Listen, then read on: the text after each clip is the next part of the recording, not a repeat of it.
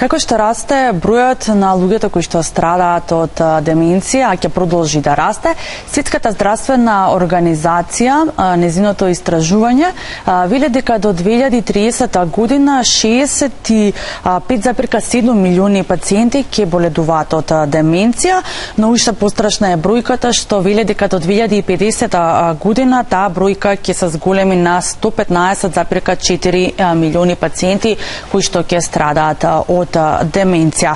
Од таа причина нели се прават големи напори за рано откривање на деменција. Кои се симптомите, колку е значајно рано да се открие, како да се лекува, како се манифестира, како да си помогнеме, како да му помогнеме на човек, на пациент кој доколку имаме во нашето семејство некој кој што боледува од оваа болест. Токму на сите овие прашања одговор ова утро ќе ни даде доктор Ванчо Ѓоргиев, доктор специјалист по неврологија од клиничката болница Аџи-Бадем Систина. Докторе, најпрво ќе ви посакам добро утро и добро дојдовте. Добро утро до вас и до гледачите на вашата телевизија. Би сакал да се заблагодарам за поканата да учествувам, да бидам гостин во вашата емисија. Се надевам дека ќе дадеме некакви корисни информации и совети до луѓето поврзани со денешнава тема, тоа е деменциите.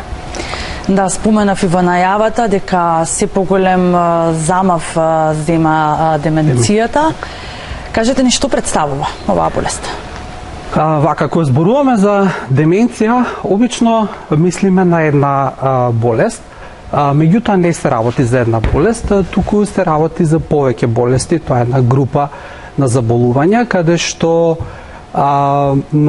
имаме пропаѓање на нервните клетки, така наречени невродегенерации, и кои што како свој конечен исход на крај го имаат намалување на менталните функции, односно така наречените когнитивни функции кај на мозокот. Тоа се највисоко развиените специјализирани функции типични за хуманата популација. Намалувањето на тие когнитивни функции е до тој степен што практично таа индивидуа има потешкоти во вршењето на секојдневните активности во животот. Реков, тоа не е една болест, него тоа е група на повеќе заболувања. Најчеста меѓу нив секако е Алцхајмеровата болест, за која што знае најмногу популацијата. Меѓутоа, покрај Алцхајмерова болест, значи имаме и други форми на деменција. Втора по честота е васкуларната деменција, која што настанува како резултат на болест на малите крвни садови кои што го хранат мозокот. Тука се деменцијата во склоп на Паркинсоновата болест и така наречените Паркинсон плюс синдроми. Деменцијата на Луи Бодис, тоа е една поретка форма, меѓутоа можеби не е толку ретка, само што потешко се диагностицира. И фронтотемпорална деменција и уште една деменција која што е значително поретка, но и најтешка форма, така наречена Кройцфелд-Џејкобова деменција, која што има еден многу брз прогресивен тек и обично завршува со смртен исход во период од само неколку месеци до година, година и пол дена од почетокот на симптомите. Така да се работи за една поголема група на невролошки заболувања, кои што ние во неврологијата обично ги означуваме како невродегенеративни болести. Докторе, кои се симптомите за деменција? Како да препознаеме дека лицето во нашата средина или во нашиот дом, некој од луѓето кои што живеат нели со нас, дека имаат деменција? Како се манифестира? Така, значи реков дека по тој термин деменција се подразбират болести каде што имаме нарушување на високите когнитивни и ментални функции на мозокот. Па сакал да ги објаснам тие когнитивни функции. Значи, во прв ред, кога зборуваме за деменција, веројатно најблиска асоциација ни е нарушувањето на памтењето, меморијата, која што е навистина најчестиот симптом и најчестиот првичен симптом со кој што се манифестира најчестата форма на деменција, тоа е Алцхајмеровата болест. Сега, кога зборуваме за памтењето, ние би сакал да разграничам, значи во медицината го делиме памтењето на краткотрајно и долгорочно памтење.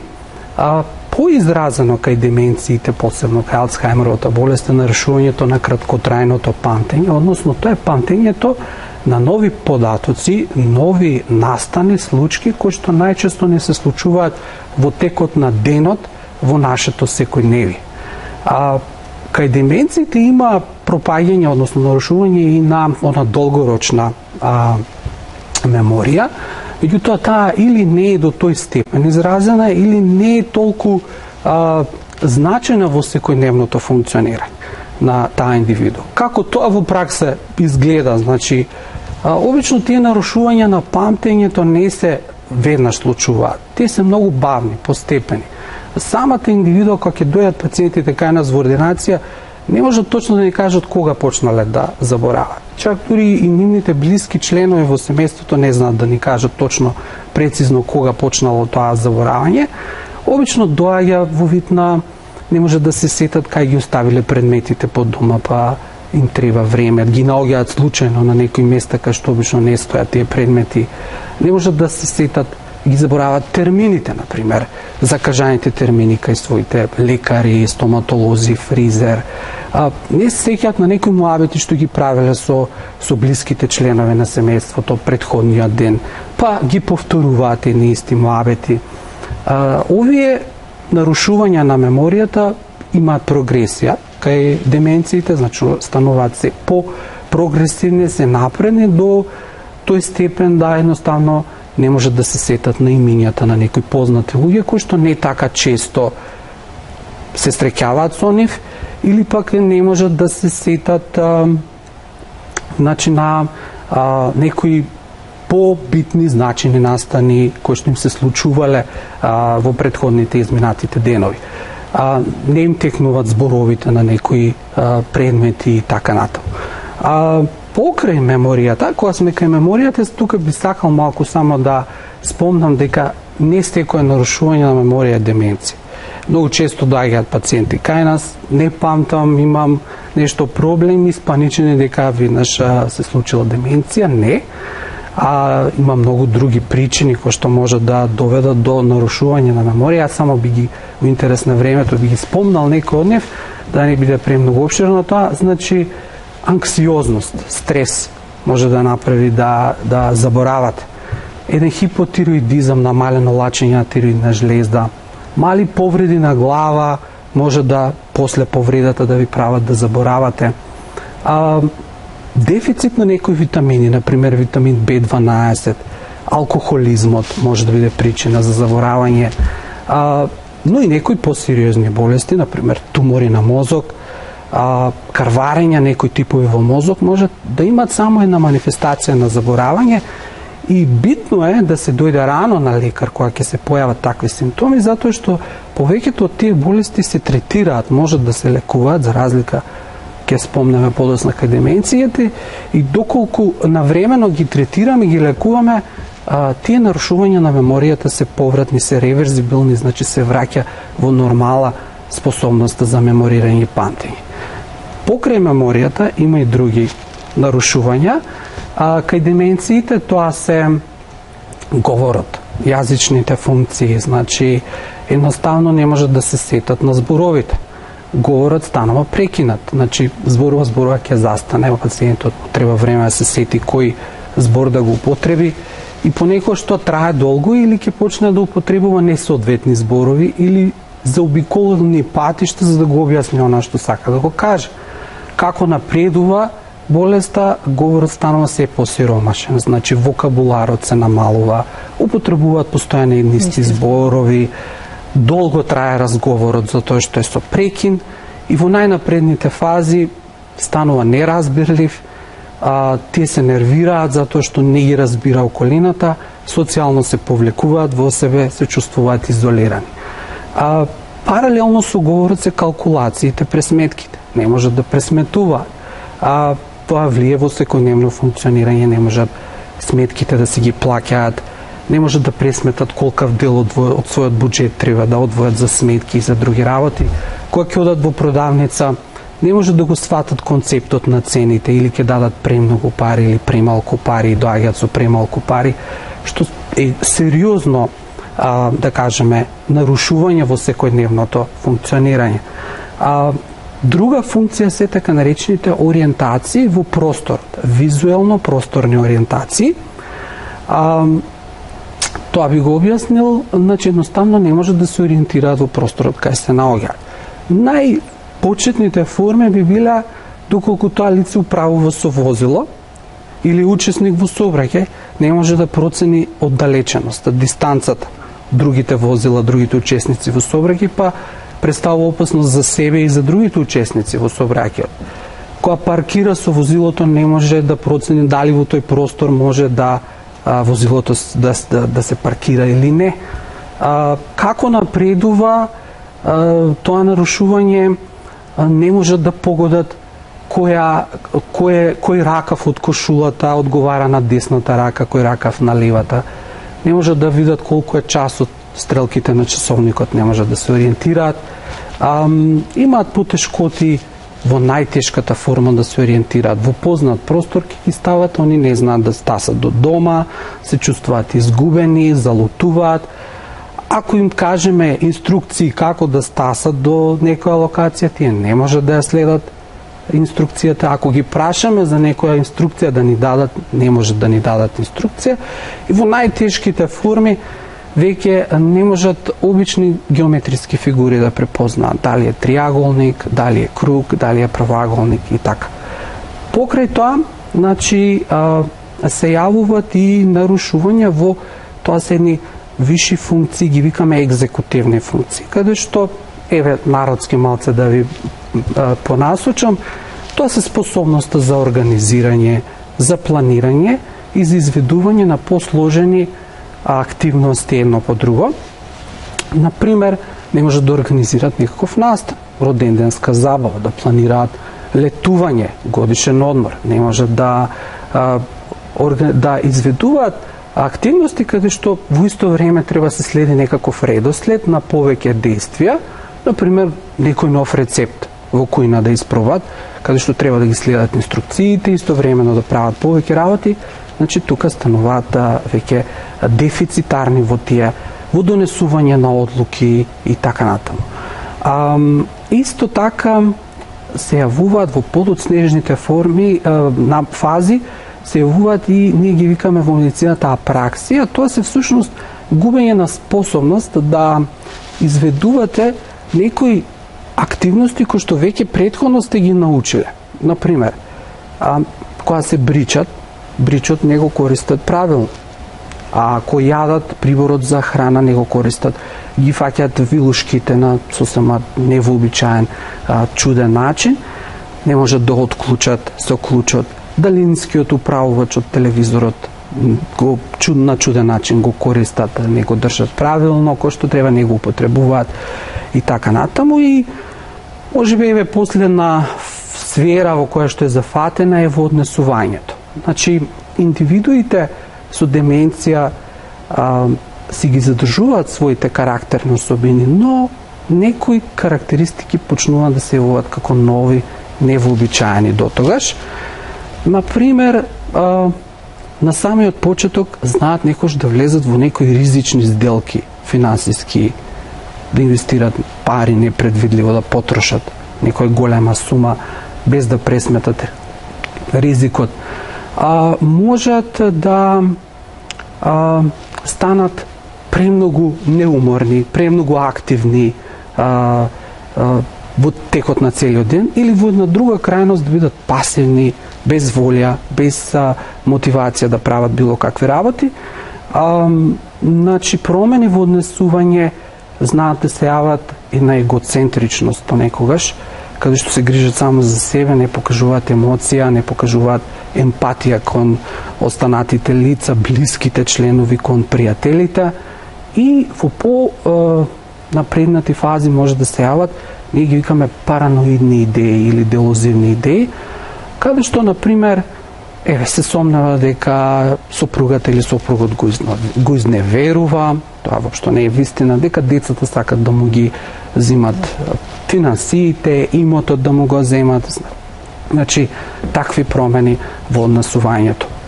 Генерално, значи во тој контекст се сите тие симптоми кои што се до тој степен изразени и како напредува болеста стануваат се посилно изразени и го невозможуваат секојдневното живење на тие луѓето. Докторе, на која возрастна група најчесто се појавува деменција? Деменцијата пред се болест на постарото население. Генерално, значи, тоа се возрасти над 60 годишна возраст. Значи, старо население во медицината има една граница над 65 години.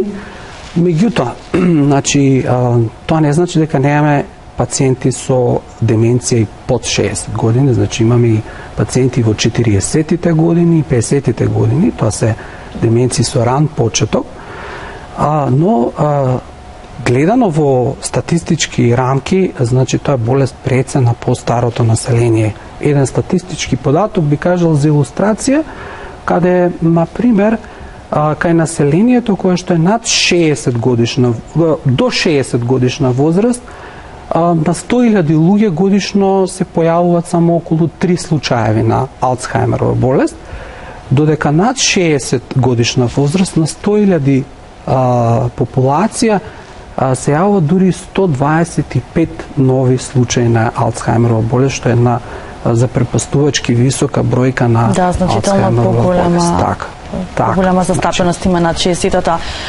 година. Зашто се појавува? Кои се причините? Тоа е прашање кој што медицината се уште нема даден одговор.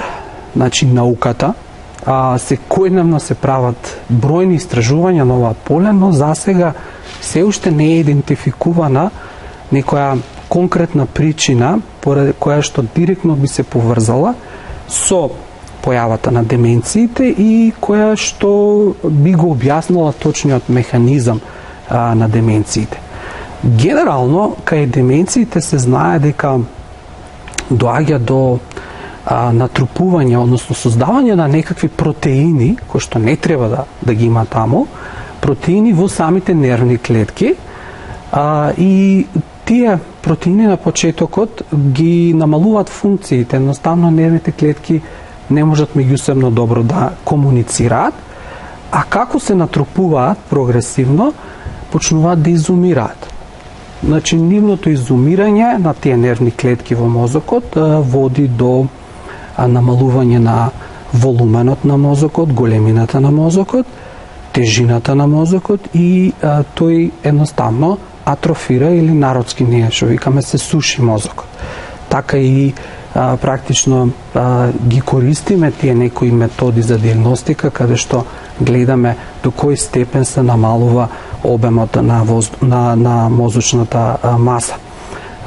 Зошто се случува, се уште нема одговор и се надевам дека ќе успее да се најде, значи конечно, затоа што е битно кога ја знаеме причината и терапијата многу лесно после може да ја очекуваме да дојде во право време. Да, иако нема нели одговор зошто се појавува деменција, како се лекува? Како може да му помогнеме на лице, на пациент кој што боледува од оваа болест? Лечењето, постојат лекови кои што ние ги даваме, меѓутоа тие лекови кај деменцијата се докажани дека имаат ефикасност, но таа ефикасност е далеку од она што ние навистина ја посекуваме, а тоа е да се запре прогресијата на болеста, па чак дури и да се вратиме назад, односно да ги вратиме функциите назад.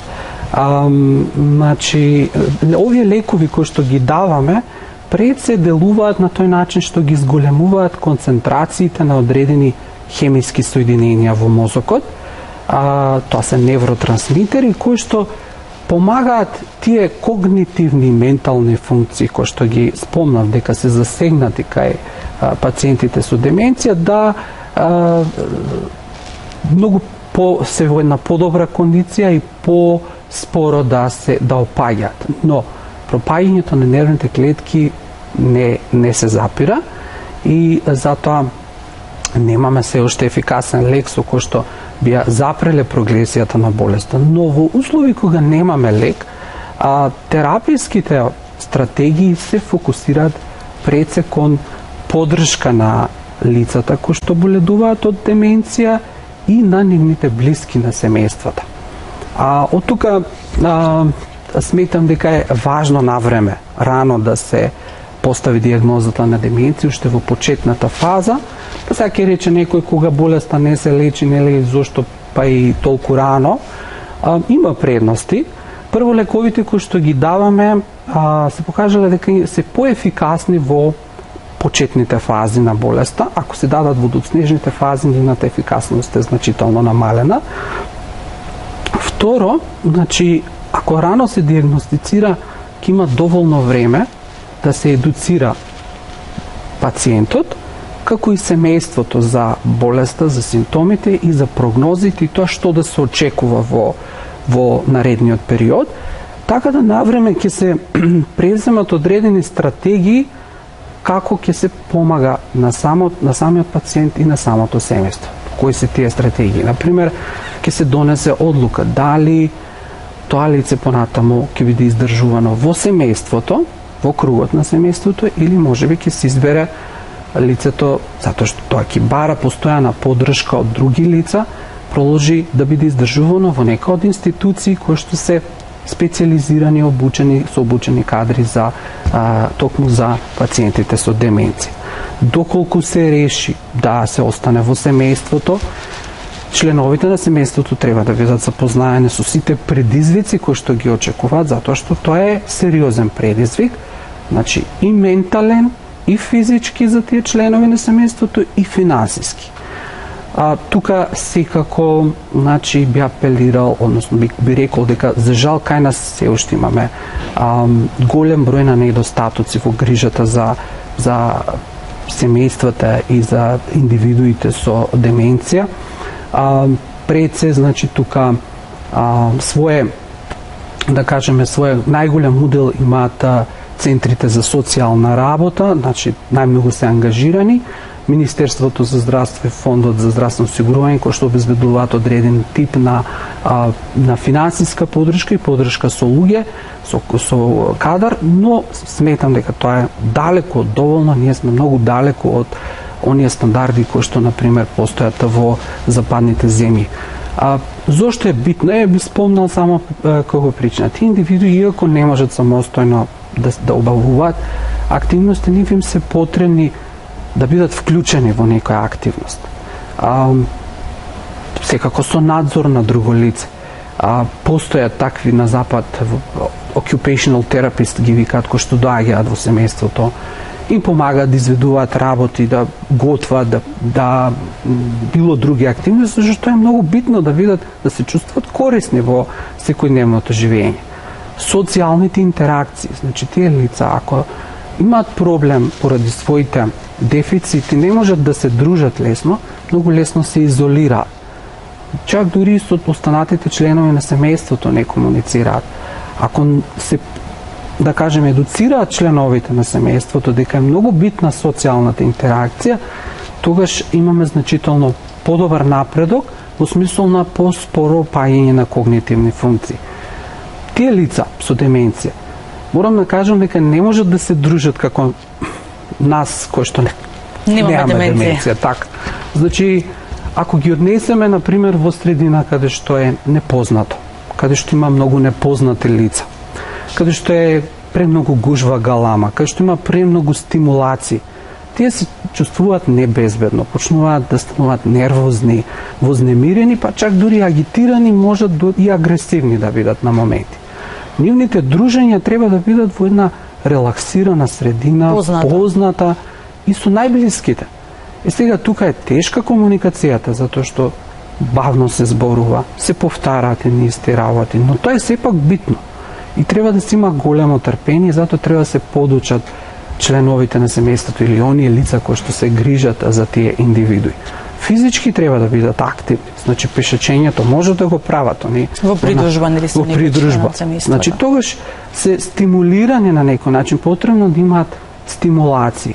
па чак дури и поедноставни игри, друштвени игри во кои што тие можат да учествуваат и така натаму. Тоа е сепак еден вид голема помош за тие индивидуи. Да, докторе, за крај ве прашала како можеме да го намалиме ризикот? Иако не се знаат причините, сепак направени се епидемиолошки студии кои што како свој конечен исход успеле да извлечат како заклучок што ние како индивиди, зашто ниеден од нас не зна дали ќе добие деменција, но што можеме ние да направиме за да го намалиме тој ризик од деменција. Тука во прв ред, значи, се здравите навики. Значи, ако сте пушач, да прекинете со пушење. Ако имате проблеми со крвниот притисок, со шеќерот, со маснотиите, да ги регулирате редовно кај лекар, кај вашиот лекар. Физичката активност. Препорака е умерена физичка активност минимум 30 минути на ден. Пешачење, еве, нека биде едно брзо одење. Здравата исхрана и секако менталната стимулација. Значи, чак дури ако, еве, за оние лица кои што ќе одат во пензија, не значи дека треба да престанат да бидат ментално стимулирани. Да се трудат да учат постојано некои нови работи. Јас би предложил, еве, учење на еден нов јазик, една голема ментална стимулација, читање книги, весници, гледање телевизија, решавање крстозборки. Крстозборки, значи некоја нова вештина, нови рецепти, ново хоби, градинарство. Значи тоа едноставно е стимулус за мозокот да вие мислите малце нешто надвор од она кој што секојдневно ви го окупира вашето внимание. Социјалните контакти, дружењето, што секако не е баш време за дружење поради пандемијата. Поради пандемијата, морам да кажам дека во пандемијата токму овие семејства и со деменција се најмногу погодени поради таа социјална изолација, која што нив воопшто не им е поволна во однос на нивната болест. Доктор, јас ви се заблагодарам за гостувањето. Навистина е широка темата и има многу што да се зборува. Се надевам дека во некоја следна прилика ќе одговориме и на останати прашања поврзани со оваа тема, затоа што, како што споменав, нели во најавата, се поголем замав зема во последниве години, а според проценките на Светската здравствена организација, тоа ќе биде уште повеќе во текот на наредните години. Ве благодарам на одвоеното време и на гостувањето.